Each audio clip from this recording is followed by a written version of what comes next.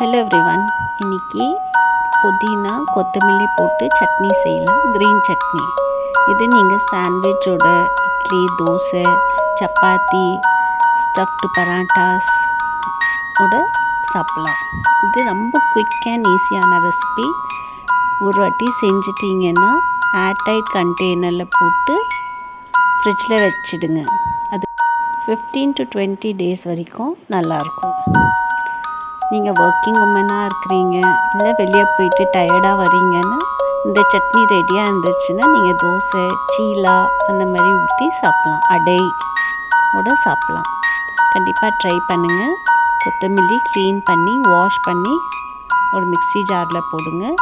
புதினா க்ளீன் பண்ணி வாஷ் பண்ணிவிட்டு மிக்ஸி ஜாரில் போடுங்க. பூண்டு வேணும்னா நீங்கள் சேர்க்கலாம், இல்லை வேணால் ஸ்கிப் பண்ணிக்கலாம்.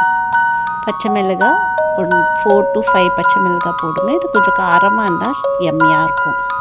குழந்தைங்களுக்கு கொடுக்குறீங்கன்னா கம்மியாக போடுங்க. இதில் உப்பு போட்டு தயிரும் போடுவோம்.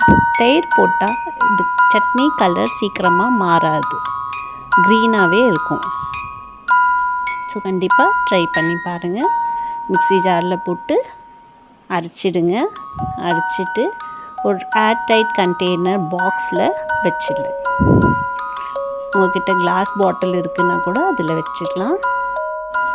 இது ரொம்ப ஹெல்த்தியான யம்மி சட்னி ரெடி. என் சேனலில் கண்டிப்பாக சப்ஸ்கிரைப் பண்ணுங்கள். இன்னும் நிறைய ஹெல்த்தி டிஷ்ஷஸ்க்கு. நிறையா பேருக்கு பூண்டு பிடிக்காது, பச்சை பூண்டு ஸ்மெல் பிடிக்காது.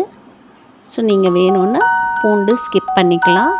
ஆனால் நிறையா பேருக்கு பூண்டு பிடிக்கும். ஸோ யாருக்கு தேவையோ போடுங்க, வேணான்னா ஸ்கிப் பண்ணிக்கலாம்.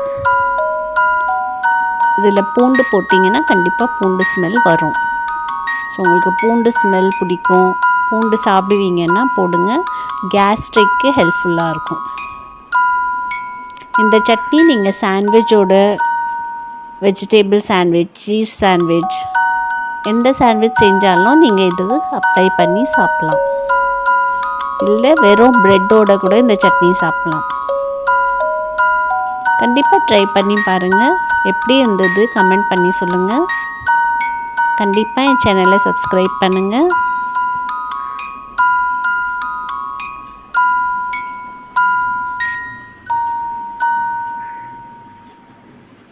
ரொம்ப ஹெல்த்தியான டிஷ்.